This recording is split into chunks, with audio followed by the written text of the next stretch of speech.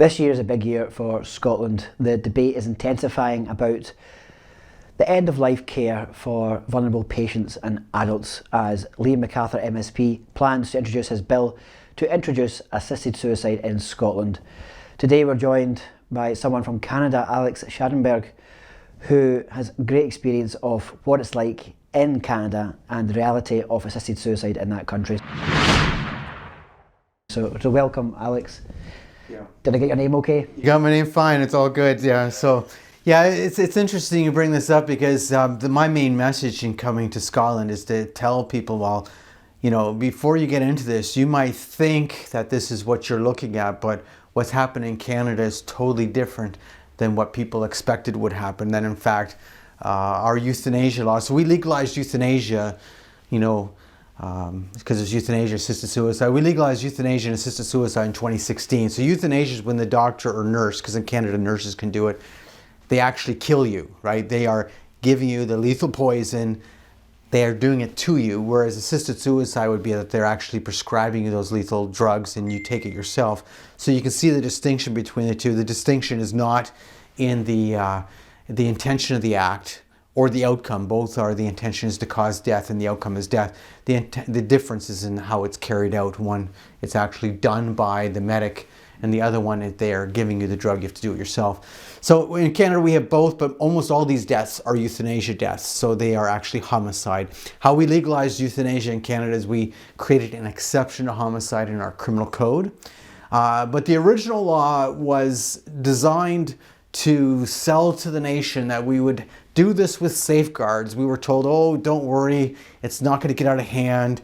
In fact, you know, people like me who were fighting hard to try and defeat that bill at the time in 2016, we were arguing, well, look what's happening in the Netherlands and Belgium. You know, we can't go down that same road. Like, if you're going to be killing people, you know, we were warning that this is the way we're going to go if we're going to do this. And in fact, we've caught up to them already in Canada. It's gone that way. But we were told, no, that's not going to happen. We won't have the Netherlands or Belgium in Canada. It's not going to be the same thing. And in fact, we're outpacing them. And so it's nothing to be proud about. It's very sad that we're killing so many people in Canada. But the fact of it is that's exactly what they're going to tell you in Scotland. They're going to say, oh, you know, there might be some things in Canada you should be concerned about, maybe, but we're not going to be like that in Scotland. Well, they're going to say that to you because, of course, they want some of the members in the Holyrood who are maybe not sure. They want them to vote with them. But in the end, this is what you're going to get, you know, the way we've gone in Canada. I mean, that's the thing. We're hearing here in Scotland that any kind of story from another country is dismissed by proponents as being sort of the thin end of the wedge, kind of far away, extreme cases. The vast majority are just people who choose it, and it's a good thing for them.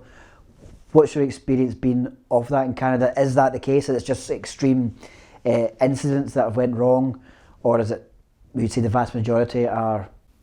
So the interesting thing is, obviously the vast majority are cases where somebody might be terminally ill or approaching death, and they're asking to have their life ended. But, you know, that's a whole other point. Like, is it justified that we're killing people out of poverty? We're killing people who are homeless. We're killing these people with disabilities. We're killing people having a hard time to getting medical treatment. We're doing all these things, and they're actually quite substantial numbers, just so we could say, oh, well, 90% of the cases are like the cases that we described before. But in fact, it isn't even that. It's what happens in the culture when you say it's okay to kill. So what happens is the culture shifts, and this is what we've seen in Canada.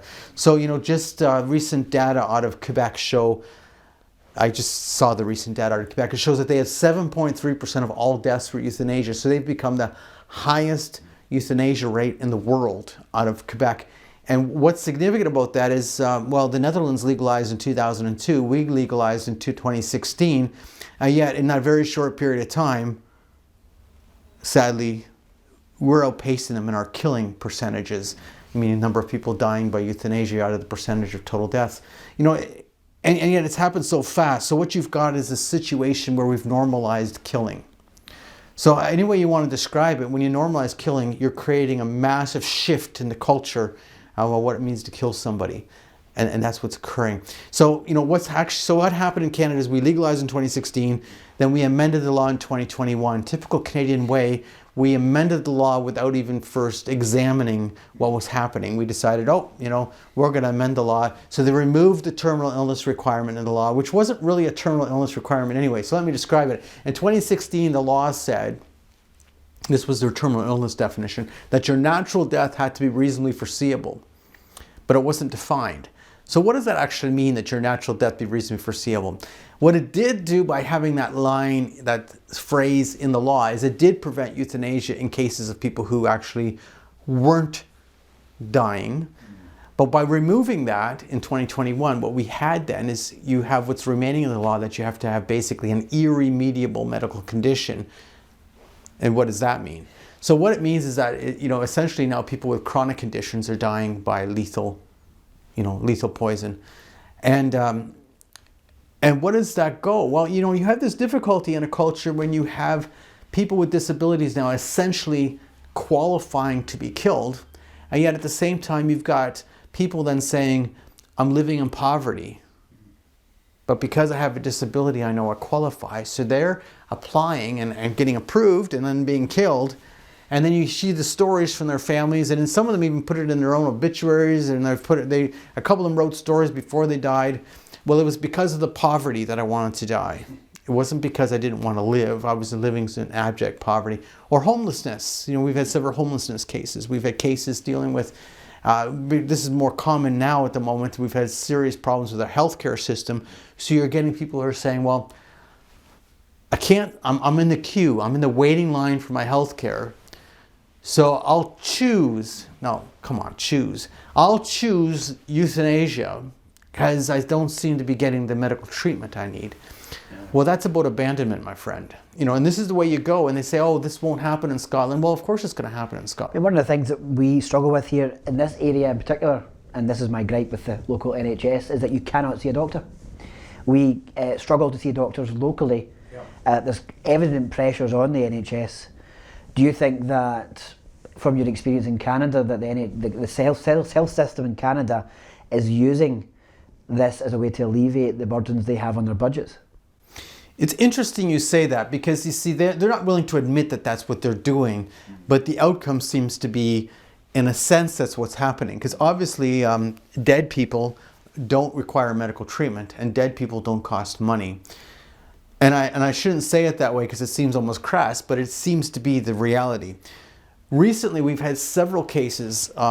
So right now in British Columbia, we had a few stories that really seemed to erupt in British Columbia. And that's because we had a case of a woman in British Columbia who was told that she had cancer, and she was told that, oh, well, your cancer, we will not provide treatment for you because your cancer is of this nature, etc. And the odds of you getting better are fairly low. So she ended up going to the US for treatment. So she ended up receiving treatment at a Catholic hospital in Maryland, and she went into full remission. And so the newspapers published an article of her. After she went into full remission, she got married. So there's a picture of her in Hawaii on her honeymoon. And what the article was all about is the fact that she was denied treatment in British Columbia, but she was offered euthanasia.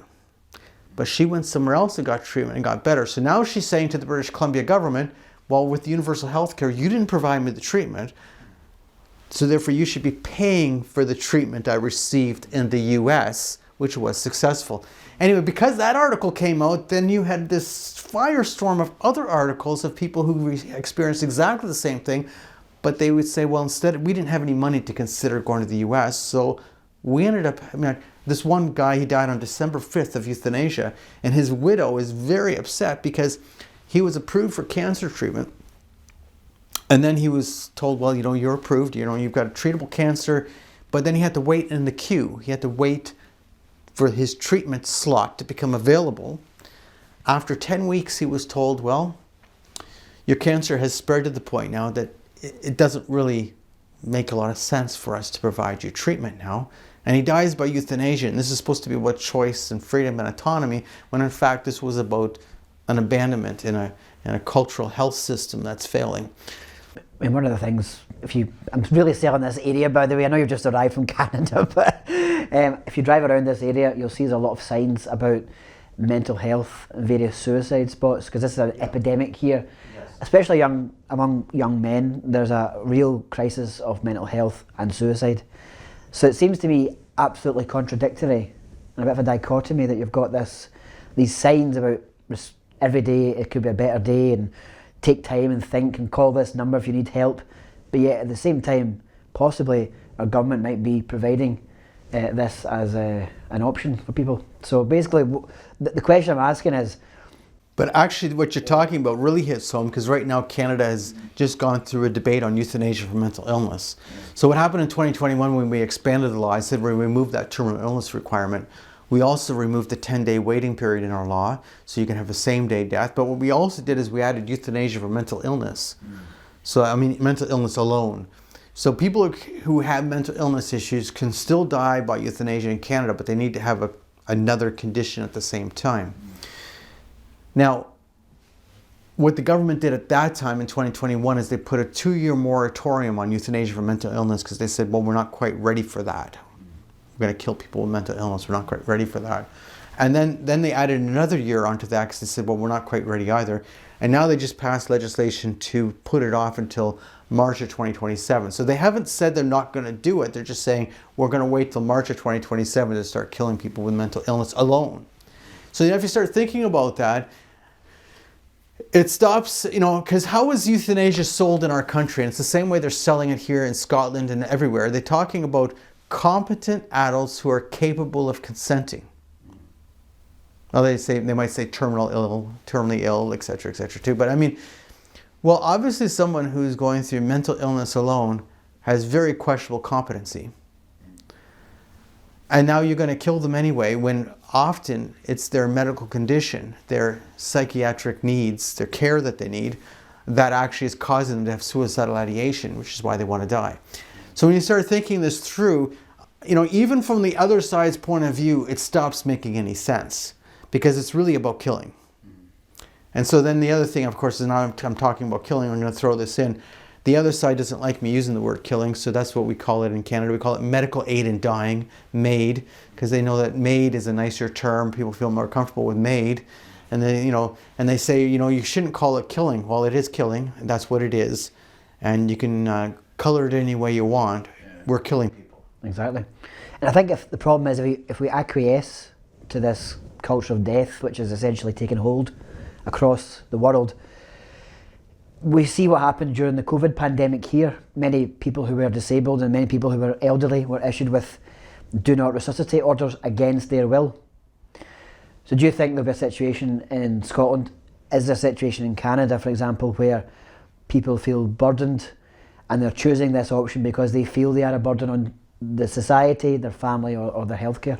Well, they're already feeling pressured. So when I said to you earlier that we're now having these euthanasia deaths based on poverty, homelessness. We had a case in St. Catharines. This man who was living in a subsidized housing unit. He has a disability. He's living in a subsidized housing unit.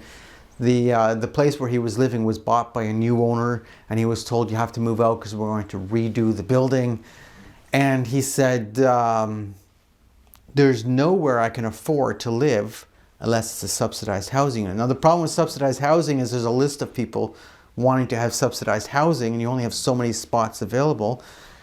So by losing his subsidized housing unit, there was nowhere he could afford to live on his disability pension.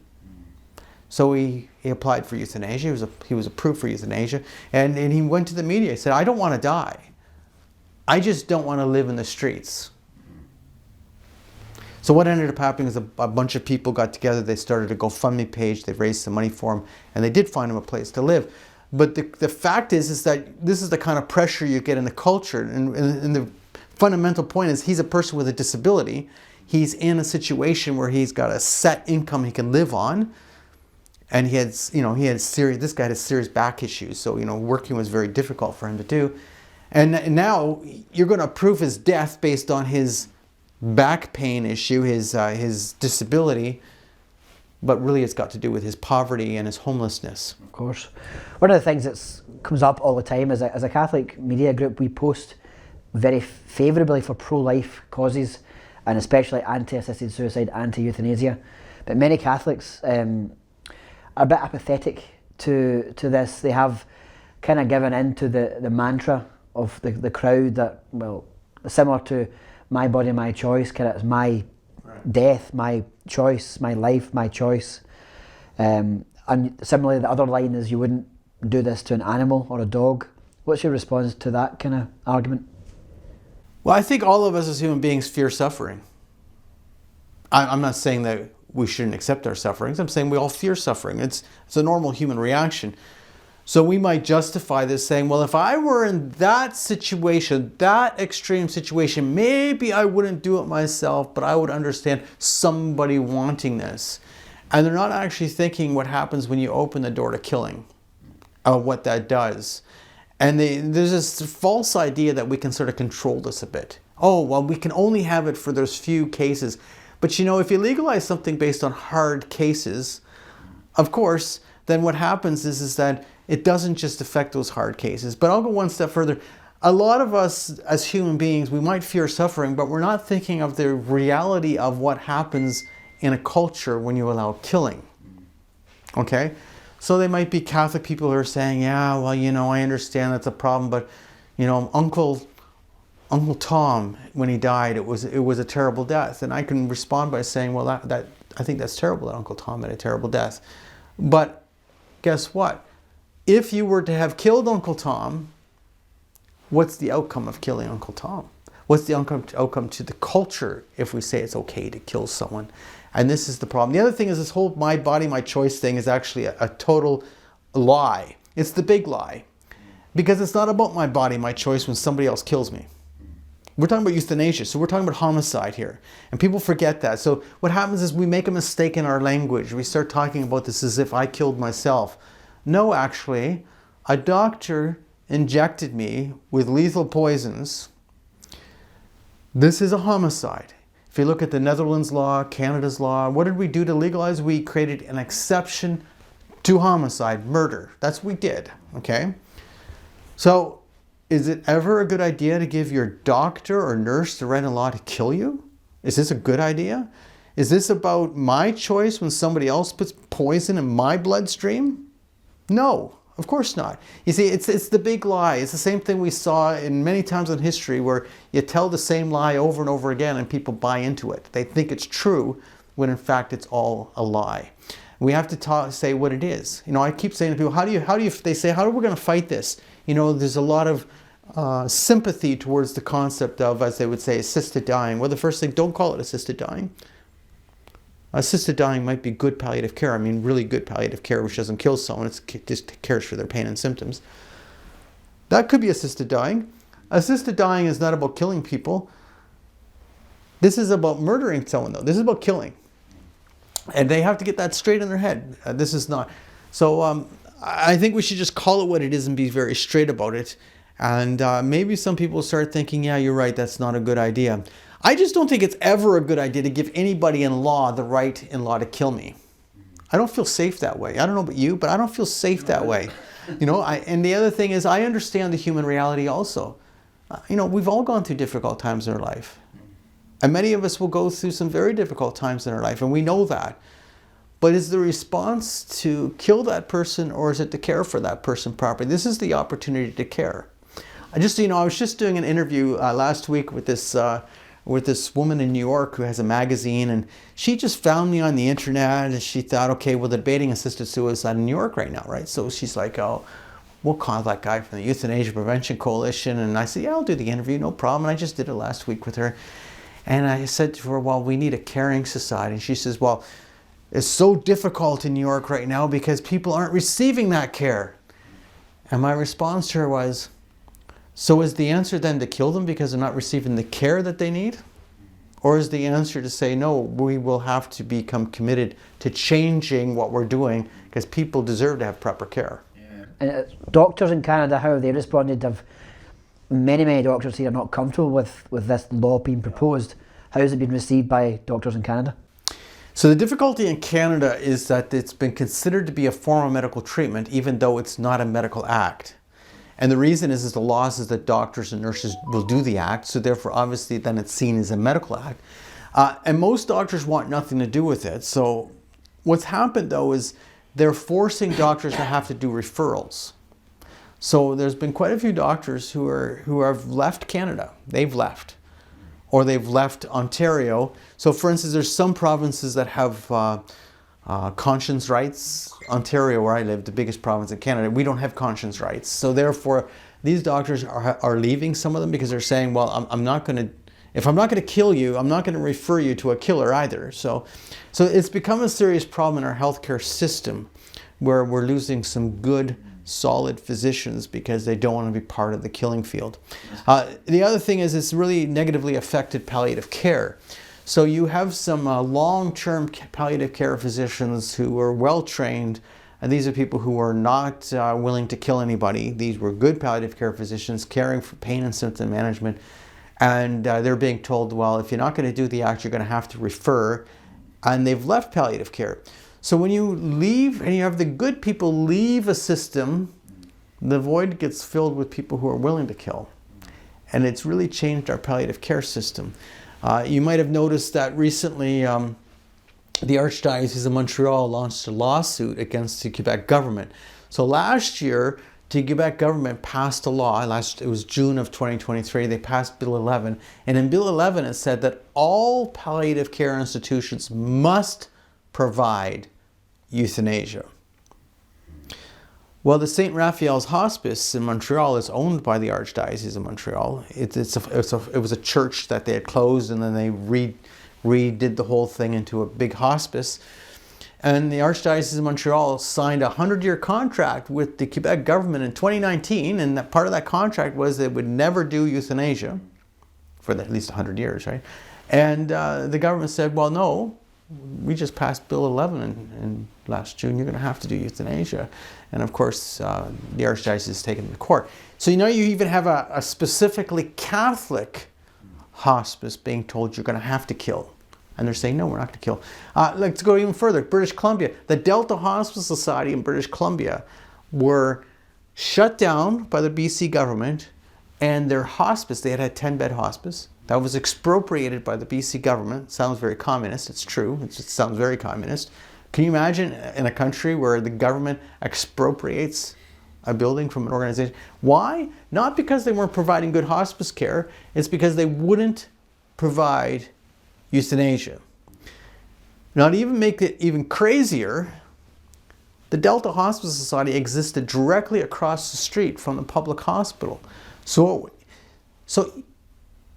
it wasn't that people who wanted to be killed couldn't be killed. And I'm not saying we should be killing them in any way. I'm saying it's not that anybody who wanted to be killed couldn't be killed, because of course the hospital's right across the street, and they were killing people. Yeah.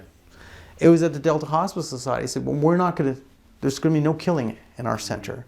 And so the government defunded them and expropriated their building. Because we've got a few good hospices in Scotland here that are very well loved by all the community. And I think there's probably concern that might be the case with them as well. That could happen further down the line. It could affect them. Fortunately, looking at the political landscape, the three leaders of the main parties in Scotland are publicly against this bill, or going to vote against it. But today we've heard from the UK Labour leader Sir Keir Starmer, who says that he would allow his government to, after the election this year, we presume, to proceed and vote on such a bill in the UK. What would your message be to Sir Keir Starmer? Keir Starmer is a long-time supporter of euthanasia-assisted suicide, so it doesn't actually surprise me that this is the direction he's going. I would say that the election hasn't happened yet. And if you look at all these issues, you're going to notice that if you ask people what are the most important issues to them and what do they think the government should be doing, you're going to notice that euthanasia never shows up on that list. Now, you might do a poll on the issue of euthanasia and you ask the tough question saying, if you're terminally ill and you're suffering uncontrolled, should we allow euthanasia? Well, you're going to get a fairly high number with that type of a question. But if you actually ask them another question, what's politically important to you? What kind of issues should the government be focusing on? Euthanasia doesn't even show up in the top 10. So if he's thinking that this issue is going to help him get elected, I think there's another thing coming. He might actually find that there's certain areas where people will say, oh, you're going to be trying to legalize euthanasia. Well, I guess I'm not voting for you now. Yeah. And I think he might find that that's going to be a greater issue than the opposite, even though he's looking at recent opinion polls thinking, oh, well, this is a good thing for me. The reality is that he has held his position for a long time. I'm not Scottish, I'm not British, I'm not any of those things, but I know from the issue that he's had his hand in this issue for quite a few years. And I guess the best reality is people realizing he's not the one to be voting for. Yeah. Well, it's been an absolute pleasure to have you in today. We could chat all day about the permeations of the law and the things that could happen here with euthanasia. I think you've offered us a very stark warning, essentially, about what could happen in Scotland if we choose this path. Yeah, with euthanasia, don't go there. And I always tell people, they think they can have a nice little tight law, but once you open the door, there's always another door on the other side, and you don't want to go through that other door. But if you go to the first door, you're going to be there. You don't want to be there. Don't go down that road. Just don't do it. Thank you, Alex. Thank you.